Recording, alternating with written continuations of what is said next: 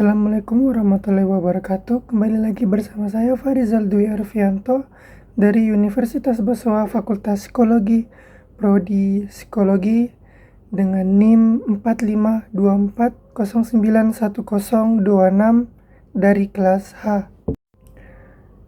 Kali ini saya akan membawa materi tentang filsafat ilmu dengan berjudul epistemologi. Tanpa berlama-lama, kita langsung masuk ke materinya. Epistemologi atau teori pengetahuan ialah cabang filsafat yang berurusan dengan hakikat dan lingkup pengetahuan, pengandaian dan dasar-dasarnya serta pertanggungjawaban atas pertanyaan mengenai pengetahuan yang dimiliki. Mula-mula manusia percaya bahwa dengan kekuatan pengenalannya ia dapat mencapai realitas sebagaimana adanya para filosof pra-Socrates, yaitu filosof pertama di dalam tradisi barat, tidak memberikan perhatian pada cabang filsafat tradisi sebab mereka memusatkan perhatian terutama pada filsafat ini kemungkinan perubahannya, sehingga mereka kerap dijuluki filosof alam. Mereka mengandaikan begitu saja bahwa pengetahuan mengenai kodrat itu mungkin. Meskipun beberapa di antara mereka menyarankan bahwa pengetahuan mengenai struktur kenyataan dapat lebih dimunculkan dari sumber-sumber tertentu. Heraklitus misalnya menekankan penggunaan indera sementara Parmenides menekankan penggunaan akal. Meskipun demikian, tak seorang pun di antara mereka yang meragukan kemungkinan adanya pengetahuan mengenai kenyataan atau realitas. Baru pada abad ke-5 sebelum Masehi, muncul keraguan terhadap adanya kemungkinan itu. Mereka yang meragukan akan kemampuan manusia mengetahui realitas adalah kaum sofis. Sikap skeptis inilah yang mengawali munculnya epistemologi. Metode empiris yang telah dibuka oleh Aristoteles mendapat sambutan yang besar pada zaman Renaissance dengan tokoh utamanya ialah Francis Bacon pada tahun 1561 sampai 1626. Filsafat Bacon mempunyai peran penting dalam metode induksi dan sistematis prosedur ilmiah menurut Russell. Dasar filsafatnya sepenuhnya bersifat praktis, yaitu untuk memberi kekuasaan pada manusia atas alam melalui penyelidikan ilmiah. Karena itu, usaha yang ia lakukan pertama kali adalah menegaskan tujuan pengetahuan. Menurutnya, pengetahuan tidak akan mengalami perkembangan dan tidak akan bermakna kecuali ia mempunyai kekuatan yang dapat membantu manusia meraih kehidupan yang lebih baik. Bacon menganggap logika lebih cocok untuk melestarikan kesalahan dan kesesatan yang ada ketimbang mengejar dan menentukan kebenaran. Sementara bagi Descartes pada tahun 1596 sampai 1650 Masehi, persoalan dasar dalam filsafat pengetahuan bukan bagaimana kita tahu, tetapi mengapa kita dapat membuat kekeliruan.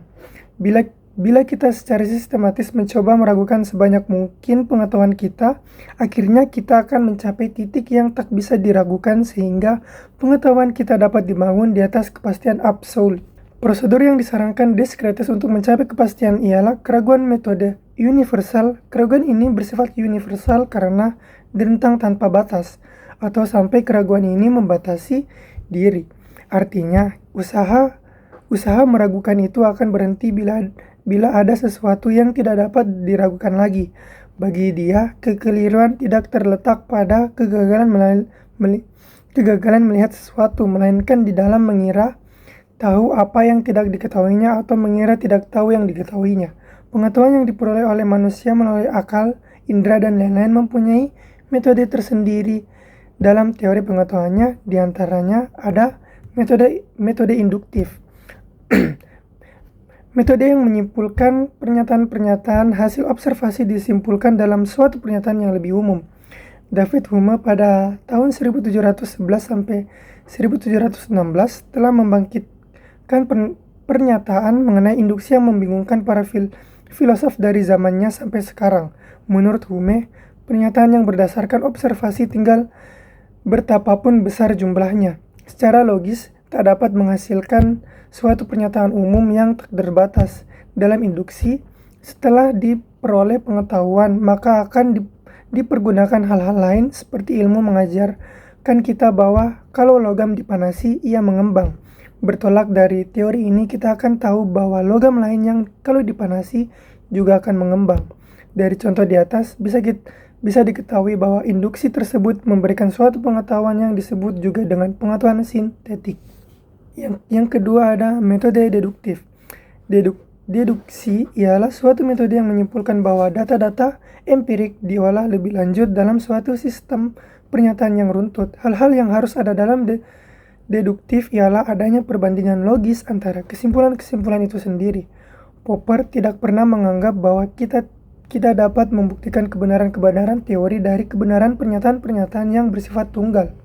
Tidak pernah ia menganggap bahwa berkat kesimpulan-kesimpulan yang telah diverifikasikan, teori-teori dapat dikukuhkan sebagai benar atau bahkan hanya mungkin benar. Contoh, jika penawaran besar, harga akan turun. Karena penawaran beras besar, maka harga beras akan turun. Pada tahap teologis, orang berkeyakinan bahwa di balik segala sesuatu tersirat pernyataan kehendak khusus. Pada tahap metafisik, kekuatan adikodratik itu diubah menjadi kekuatan yang abstrak, yang kemudian dipersatukan dalam pengertian yang bersifat umum yang disebut alam dan dipandangnya sebagai asal dari segala gejala. Pada tahap ini, usaha mencapai pengenalan yang mutlak, baik pengetahuan teologis ataupun metafisis, dipandang tak berguna menurutnya. Yang penting adalah menemukan hukum-hukum kesamaan dan urutan yang terdapat fakta-fakta dengan pengamatan dan penggunaan akal. Dan yang keempat ada metode kontemplatif. Metode ini mengatakan adanya keterbatasan indera dan akal manusia untuk memperoleh pengetahuan, sehingga objek yang dihasilkan pun berbeda-beda. Harusnya dikembangkan suatu kemampuan akal yang disebut dengan intuisi. Intuisi dalam tasawuf disebut dengan ma'rifah, yaitu pengetahuan yang datang dari Tuhan melalui pencerahan dan penyinaran. Al-Ghazali menerangkan bahwa pengetahuan intuisi atau ma'rifah yang disinarkan oleh Allah secara langsung merupakan pengetahuan yang paling benar.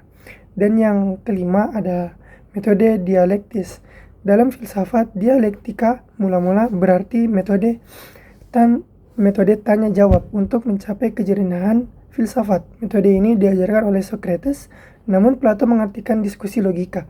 Kini dialektika berarti tahap logika yang mengajarkan kaidah-kaidah dan metode-metode penuturan, juga analisis sistematika tentang ide-ide untuk mencapai apa yang terkandung dalam pandangan. Dalam kehidupan sehari-hari, dialektika berarti kecakapan untuk melakukan perdebatan.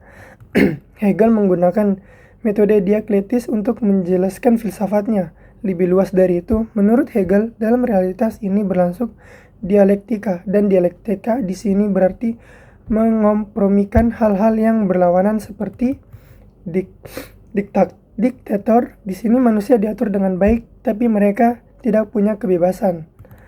Dan keadaan di atas menampilkan lawannya, yaitu negara anarki atau antitesis, dan warga negara mempunyai kebebasan tanpa batas, tetapi hidup dalam kekacauan.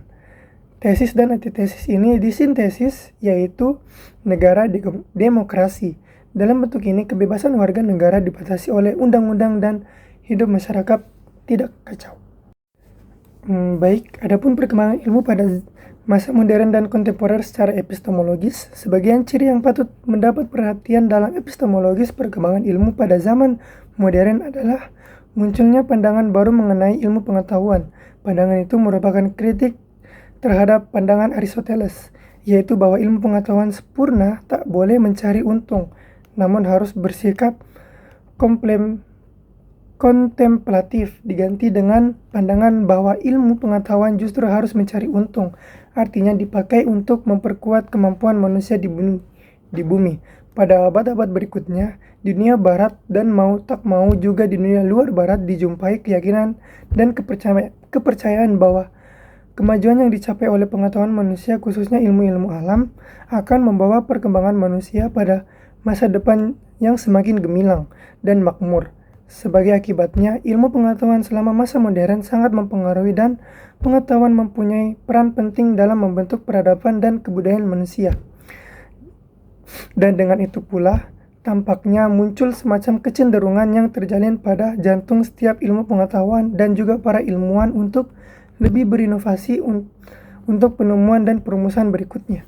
Kecenderungan yang lain ialah adanya hasrat untuk selalu menerapkan apa yang dihasilkan ilmu pengetahuan, baik dalam dunia teknik mikro maupun makro.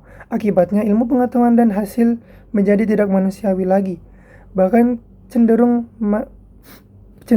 perbudak manusia sendiri yang telah merencanakan dan menghasilkannya. Kecenderungan yang kedua inilah yang lebih mengerikan dari yang pertama, namun tidak dapat dilepas dari kecenderungan yang pertama. Kedua kecenderungan ini secara nyata paling menempatkan diri dan paling mengancam keamanan kehidupan manusia dewasa. Ini dalam bidang lomba persenjataan. Ilmu pengetahuan dan teknologi akhirnya mau tak mau mempunyai kaitan langsung ataupun tidak dengan struktur sosial dan politik yang pada gilirannya berkaitan dengan jutaan manusia yang kelaparan dan kemiskinan. Kedua kecenderungan di atas yang ternyata condong menjadi lingkaran setan ini perlu dibelokkan manusia sendiri sehingga tidak menimbulkan ancaman lagi. Gregory Bateson misalnya melihat secara mendasar permasalahan yang ditimbulkan dari perkembangan ilmu pengetahuan dan teknologi modern.